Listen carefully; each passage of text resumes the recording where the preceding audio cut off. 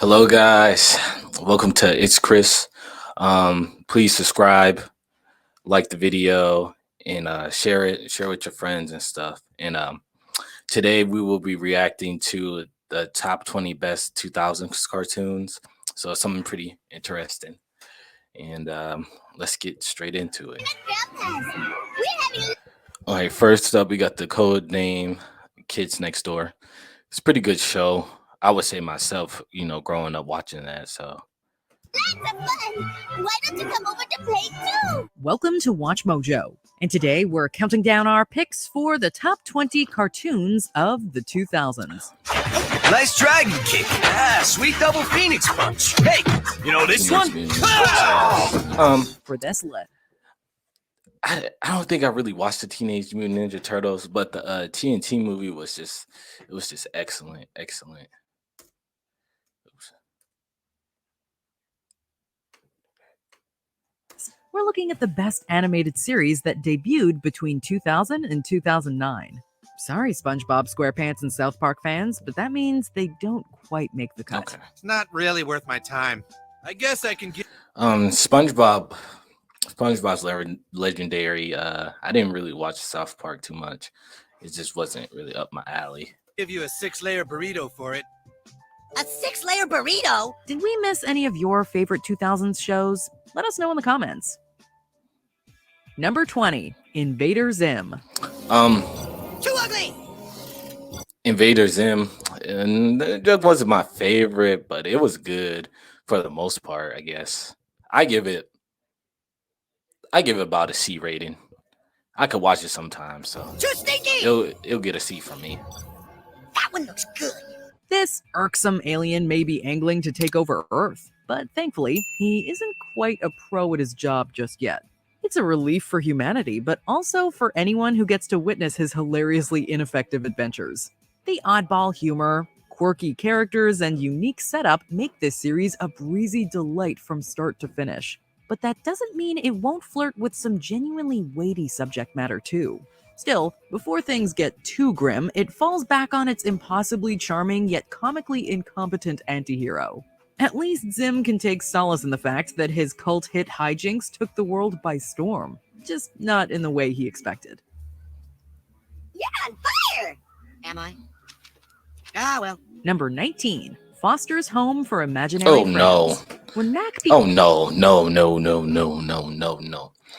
Foster's Home for Imaginary Friends is not a go-to show. I don't care what everybody says.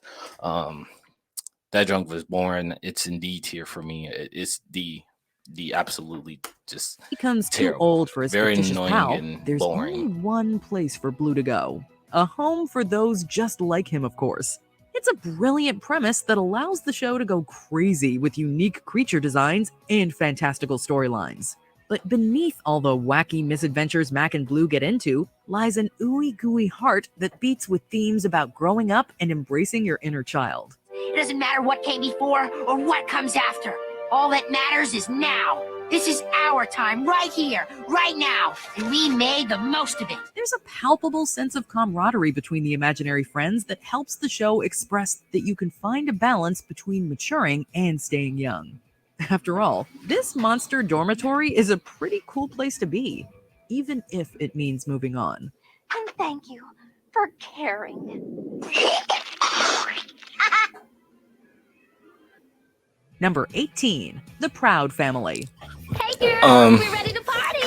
A certified hood classic right here. I'm just playing, but I would say I'll put it in the B rank. I didn't really watch too much of it, but it's pretty good show.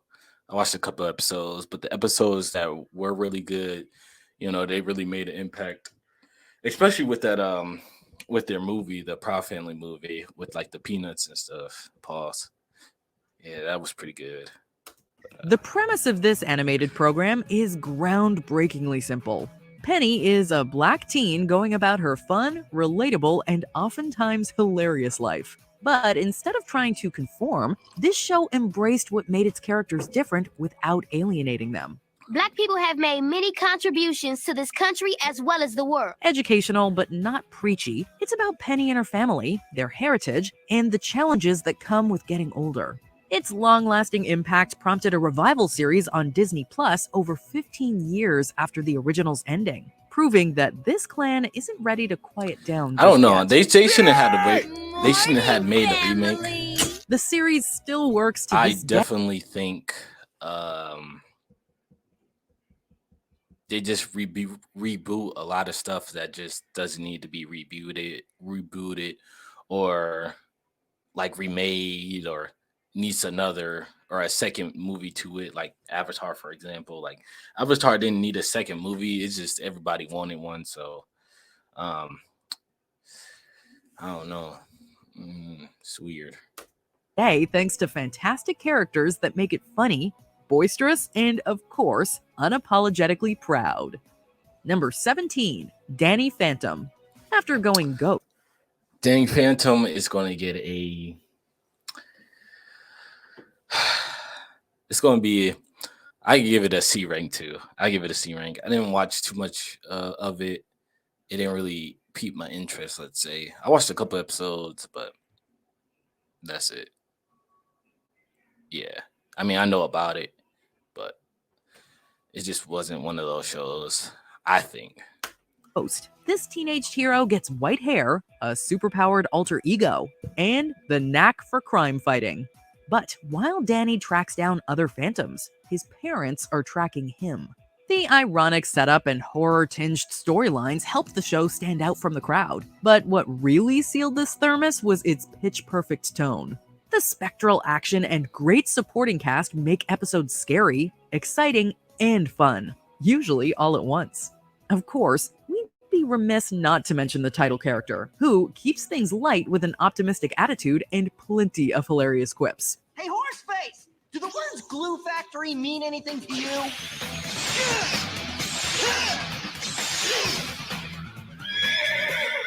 He may struggle to meet curfew, but at least the Fentons won't have to pay for an exorcist anytime soon. You haven't seen the last of me! Duh. I'll see you at dinner. Number 16, American Dad. Family dinner at the Smith household includes a I'm giving American Dad. I give it an A rank. I give it an A. It's a pretty good show. It's one of those like comfort shows, I would say. You kind of just watch it when you're like chilling on like a Saturday or a Wednesday. And yeah, it's a pretty good show, I guess. It has some funny parts. CIA agent, a stay-at-home mom, 2 kids, a talking fish, and an alien. And yet it feels so right.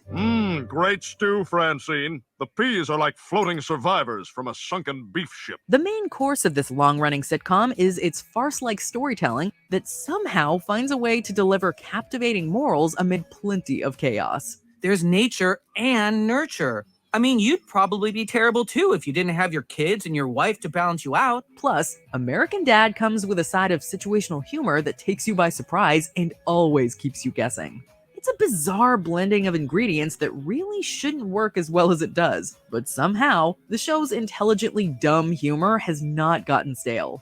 We don't think we'll ever tire of seeing what this quirky bunch has cooked up for us. Number 15, The Spider-Man. All right, number 15, Great the Peter Particular Parker Spider-Man. stories come with great responsibility to do them justice. I don't think And even I though I may have seen a couple of episodes, but I really ain't get into this, so I don't have a rank for it. But it only lasted 1 year, so I say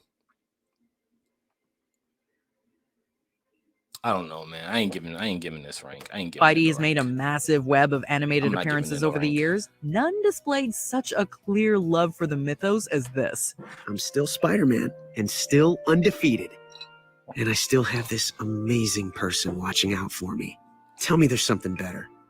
Go ahead. Why you look like Try. that? Plot points and characters feel like just walking don't comic book look right. pages in the best way, and that faithful interpretation extends to everything from the tone to the dialogue. The show's refreshingly mature approach helped it adapt some of the best Spidey stories out there, including one of the greatest retellings of Venom's story. I think they could have made Peter Parker look better. You but- don't need to wear a mask with us, Peach. We know all your secrets.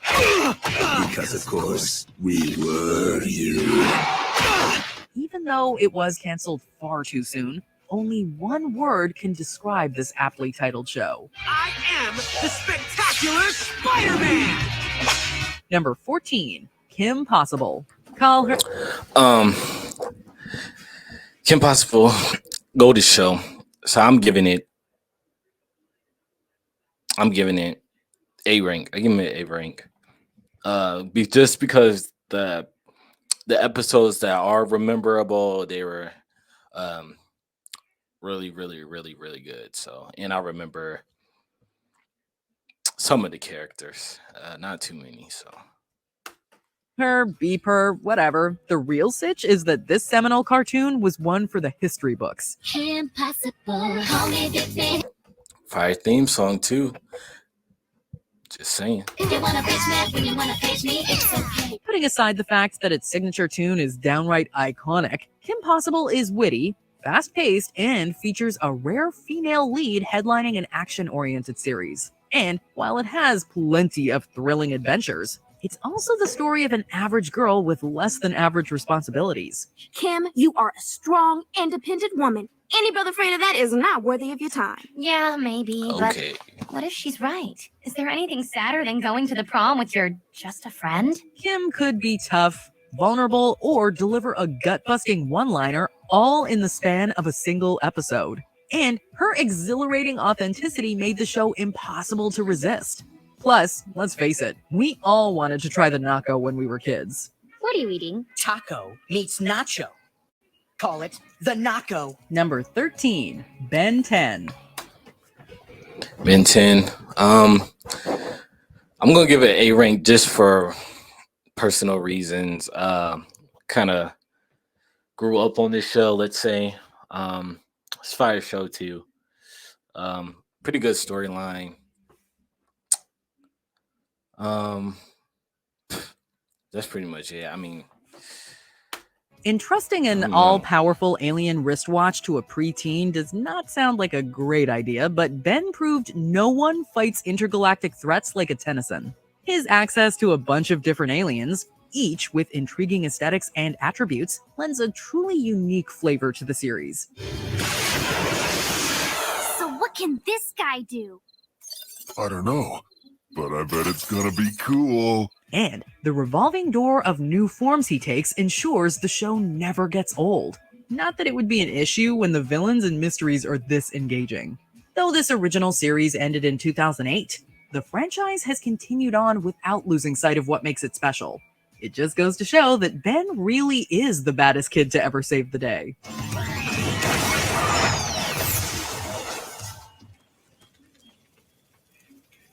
Yes!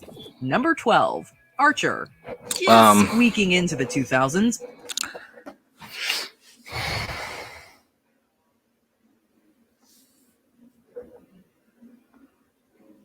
Archer, I'm giving Archer a just because personal reasons. I really like the characters. It feels like a family-based show. Like it's kind of you get connected to the characters, I would say. It's a pretty good show though. Interesting storyline for some of the seasons at least. This adult cartoon is different from anything else in the medium, and it's all the better for it. The series brims with creative wit thanks to some international secret intelligence service agents' unpredictable antics. There's no time. Go get help. Get help how? It's a toaster. Well, at the very least, maybe he'll bring back toast. Somehow, the distinct ambiguity of the universe's setting pairs incredibly well with the brilliant writing and eclectic visuals. Indeed, the self-referential comedy finds a way to complement the innate zaniness of spy stories, without compromising on smart dialogue or genuine character arcs. Pretty much my whole life I've wanted to fight some guys on the roof of a speeding train. Well, if I know my boys, you may just get your wish, big guy. Oh, thanks, Freddy. Foreshadowing. Topped off with standout vocal performances and an unrestrained willingness to change things up every few years, it's safe to say that Archer hits the bullseye. Number 11, Star Wars: The Clone Wars. We're one and the same. Same heart. I give this a B. It actually was a pretty good show.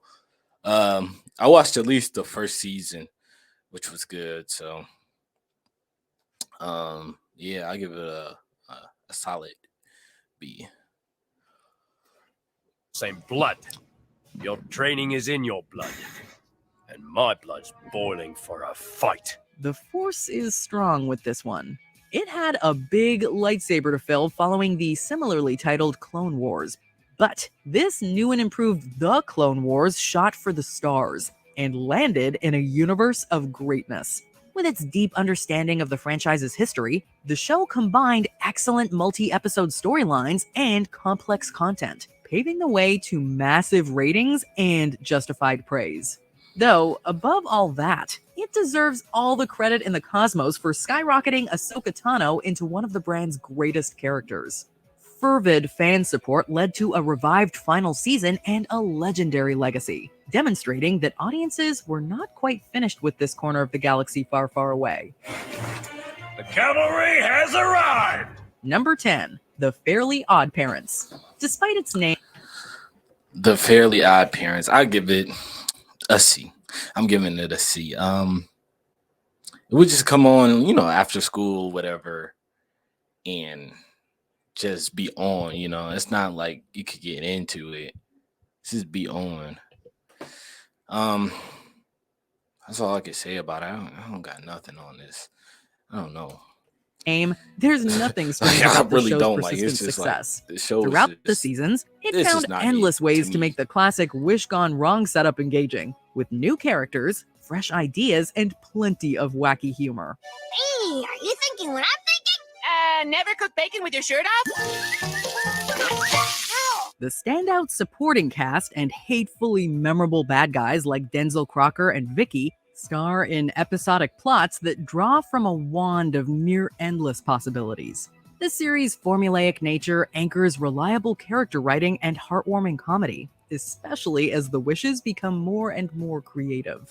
Misadventures abound, infusing the story with plenty of charm as Timmy, Cosmo, and Wanda make each snafu magically entertaining to witness. That's me graduating Dictator College, and this is me taking over the world with smiles, and this is where I'd put a trophy. If I had one! Number 9, The Boondocks. Oh. There's no greater I say Boondocks X tier. One of the greatest black shows out there. As you can see, I'm black myself. Very good show. Very, very, very, very good show. Very funny, very interesting, good storyline. All that. It's just it was just the show for the ages. That's all I gotta say. All right. Hook or dramatic twist here. This is just about real people doing real things. With the and like this show you can watch at like any time period. Like any occasional sardonic quip, of and it's course. Still gonna be funny. The sharply written yet effortlessly comical story about the Freeman family moving to a predominantly Caucasian neighborhood initially proved controversial. Of course, that's exactly why its commentary was necessary. It explores the authentic experience of a black family, with all the heartbreak and laughs that entails. The fact that it's sometimes uncomfortable is the whole point. Yes, the government conspires to put a lot of innocent black men in jail on fallacious charges. But R. Kelly is not one of those men. However, the show is far from grim and skillfully balances out its messaging with equally biting humor. There is little that was off the table, and we were all the better for it. Where I live, snitching is more like a recreational hobby. They even have a club for snitches. It's called the Neighborhood Watch. Number 8, Clone High. This underrated gem has recently gone from never seen this show, so I don't have anything on it. Relic to full-blown cult classic. and for good reason. It isn't just your average teen comedy. I For one never thing, ever it stars said, Abraham. if this was like on Cartoon Network or Nick, I never seen this show. I never seen. I guess it's never seen this show before. Ham I have Lincoln, no idea. Joan of Arc, and Gandhi, or at least clones of them. You were my clone conception. Now you'll lead us to redemption, for you are my I'm surprised son. I've never seen this show As before. dubious as the premise sounds, the outstanding soundtrack, thoroughly defined characters, and off-the-wall storytelling still hold up today. In just a mere 13 episodes, the show's unhinged approach to history delivers some of the most amusing scenes in all of animation. Unfortunately, its highly fictionalized take on certain individuals led to intense controversy and an unceremonious cancellation. Hey man, Gandhi's anti-violence, not anti-comedy. It's a shame, to say the least, as it was one of the most clever programs of the early aughts. Number 7, Phineas and Ferb. Ferb, I know I put Phineas and Ferb. I say B tier. Like, it's just kind of a show you watch because it came on in the summertime. No pun intended.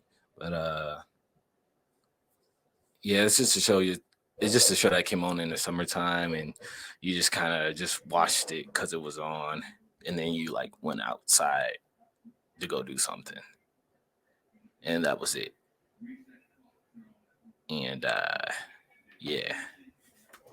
What you gonna do today? With only 104 days of summer vacation, these brothers want to do it all, and they pretty much succeed. Don't mind us, ladies. We're just sitting here making every day of summer count. Roller coasters, concerts, discovering what the tip of a shoelace is called, you name it, they do it.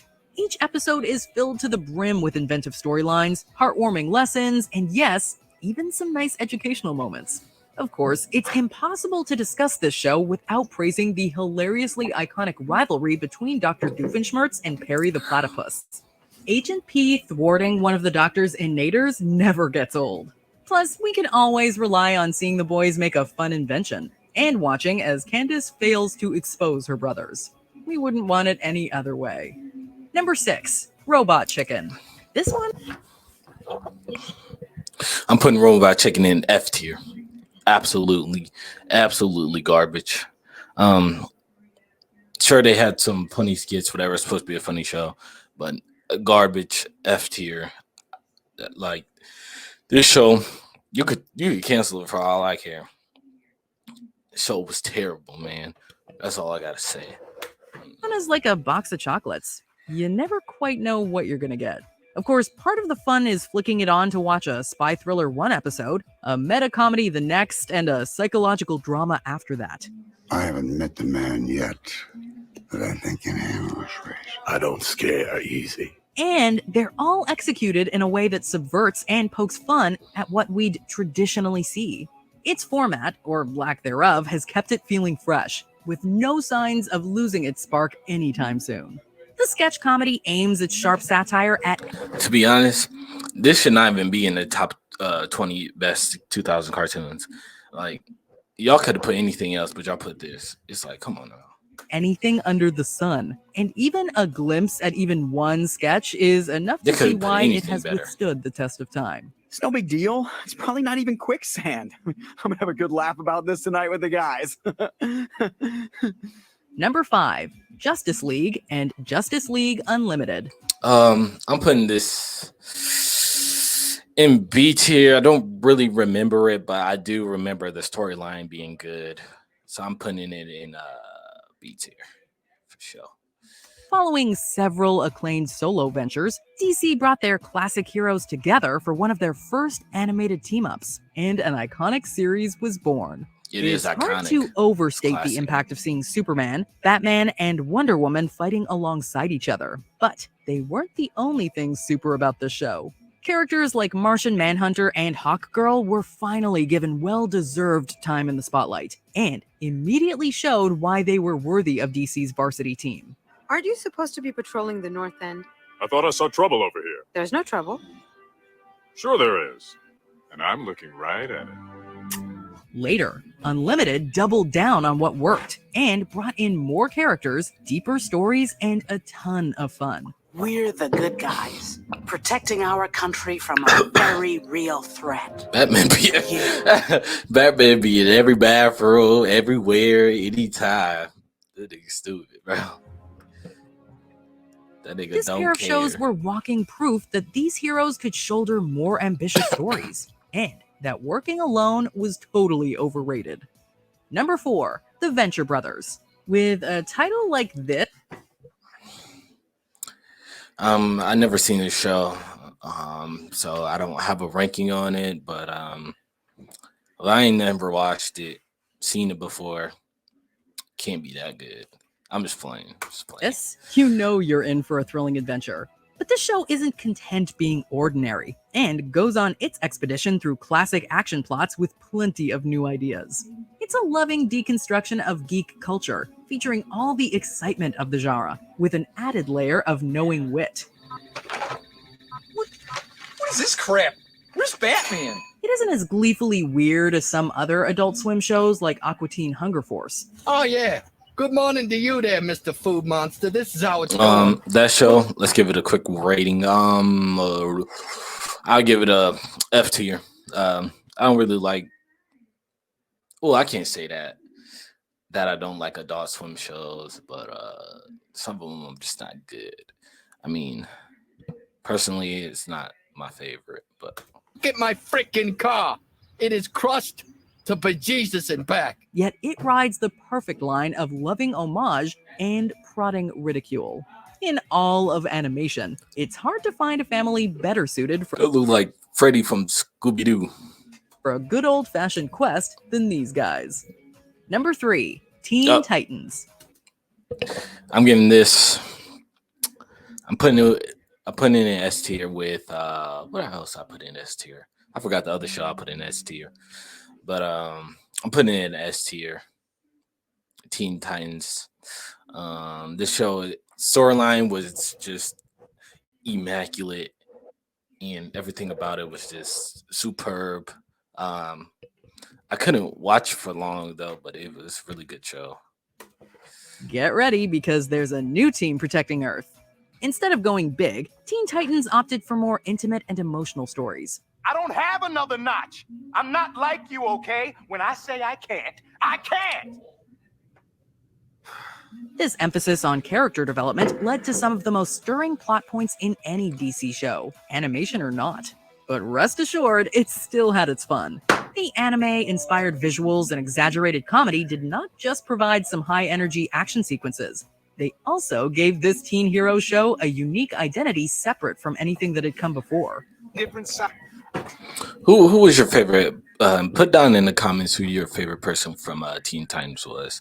Mine's, as a kid growing up, I would say Beast Boy, just because he could turn into any animal, which was it was cool. It was cool to me.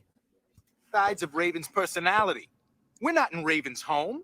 We're in her head, and I want you out. Even compared to DC's iconic animation catalog, few shows have ever received this kind of enduring support. With that kind of staying power, it is clear that when there's trouble, you know who to call. Number 2, Samurai Jack. Picture this. Samurai Jack. I'm getting Samurai Jack a B. The story was good, but it wasn't enough to always hold my interest, let's say. Other than that, it's a good show. A time-lost warrior navigates a futuristic world, seeking revenge against the villainous Aku. Yeah, man. A cool. The master of masters. The deliverer of darkness. You know, I think they should have put Billy and Mandy on this show. I'm on this list, but I don't really know. I don't really know when it was made either. But or Ed, Edd and Eddie. They should put Ed and Eddie too. That was a good show.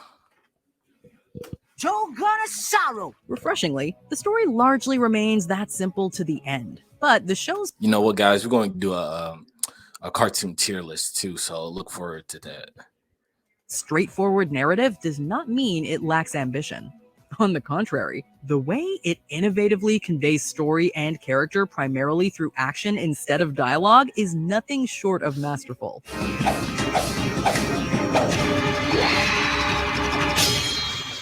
Of course, that only works because the fight choreography, storyboarding, and color work is some of the best the medium has ever seen.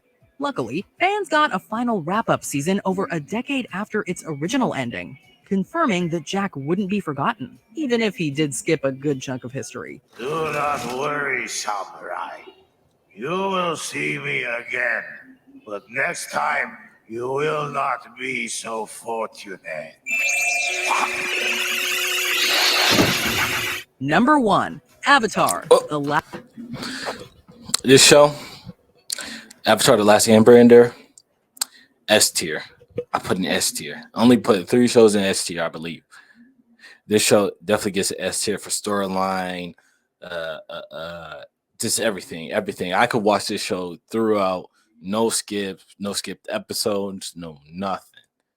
This show was just absolutely perfect, and it was fun. It was thrilling, and yeah, if you haven't seen it, you should certainly watch it. I may watch it again, to be honest with you, but if you haven't seen it, definitely watch it. It deserves to be number 1 in my eyes, at least. Yeah, I could just definitely watch the show without no skips. Last Airbender. Even if we weren't constrained to just 2000s shows, it's hard to think of any animated program that can compete with Aang's generation-defining adventures. The tale of The Last Airbender is one of redemption, forgiveness, and personal growth, all pulled together by fully realized characters and amazingly cool elemental action. It's a marvel of animation, with everything from the animation was the animation for the powers or whatever, or the element skills were really good. Same with Danny Phantom. His powers were pretty cool too. From its writing to its voice acting and beyond, hitting all the right notes. Do you really think friendships can last more than one lifetime? I don't see why not. And that's somehow still not doing its impact justice. All right, post down in the comments who was the funniest character from Avatar: The Last Airbender. I'm saying Toph or Katara's brother. What's his name? Not Zuki. What's his name? I don't know. Katara's brother, whatever his name is. One of them two. All right, let's keep going. The story was handled with a maturity and heart that pushed the limits of what a so-called children's show could be. And it paid off, cementing its uncontested legacy as one of the absolute greats. I was sad because I was afraid you lost your way. I did lose my way. But you found it again. Thank you guys for watching another video of It's Chris. Just thank you for all the support and stuff, and just keep supporting me as I grow as a channel and grow as a YouTuber and a person. And just thank you for all your support, and continue to grow with me and stick around. All right, subscribe, like the video, post in those comments, and I'll see you in the next one. Peace.